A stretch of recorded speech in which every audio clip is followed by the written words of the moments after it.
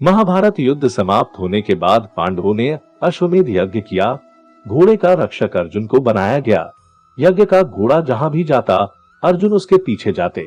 अनेक राजाओं ने पांडवों की अधीनता स्वीकार कर ली, वहीं कुछ ने मैत्रीपूर्ण संबंधों के आधार पर पांडवों को कर देने की बात मान ली। यज्ञ का घोड़ा घूमते घूमते मणिपुर पहुंच गया। यहाँ की राजकुमारी चित्रांगदा अर्जुन की पत्नी थी और उनके पुत्र का नाम बभ्रुवाहन था। बभ्रुवाहन ही उस समय मणिपुर का राजा था। बभ्रुवाहन अपने पिता अर्जुन से युद्ध नहीं करना चाहता था, लेकिन अर्जुन ने कहा कि मैं इस समय यज्ञ के घोड़े की रक्षा करता हुआ तुम्हारे राज्य में आया हूँ, इसलिए तुम मुझसे युद्ध करो। उसी समय नागकन्या उलूपी भी वहां आ गई। उलूपी भी अर्जुन की पत्नी थी।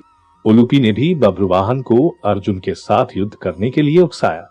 अर्जुन और बभ्रुवाहन में भयंकर युद्ध होने लगा। बभ्रुवाहन उस समय युवक ही था। अपने बाल स्वभाव के कारण बिना परिणाम पर विचार कर उसने एक तीखा बाण अर्जुन पर छोड़ दिया। उस बाण को चोट से अर्जुन बेहोश होकर धरती पर गिर पड़े। तभी वहां बभ्रुवाहन की माता चित्रांगदा भी आ गई।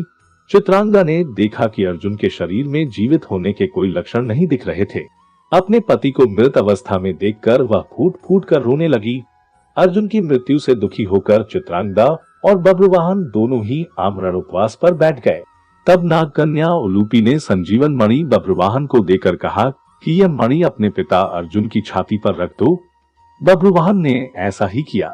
वह मणि छाती पर रखते ही अर्जुन जीवित हो उठे। अर्जुन द्वारा पूछने पर उलूपी ने बताया कि यह मेरी ही मोहिनी माया थी। उलूपी ने बताया कि छल पूर्वक भीष्म का वध करने के कारण वसु, एक प्रकार के देवता, आपको श्राप देना चाहते थे।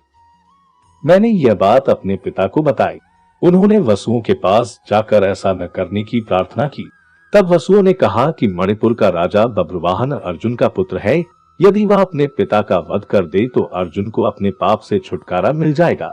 वसुओं के श्राप से बचाने के लिए ही मैंने यह मोहिनी माया दिखलाई थी। इस प्रकार पूरी बात जानकर अर्जुन, बभ्रुवाहन और चित्रांगदा भी प्रसन्न हो गए। आपको मेरा वीडियो कैसा लगा? लाइक और सब्सक्राइब करना ना भूले।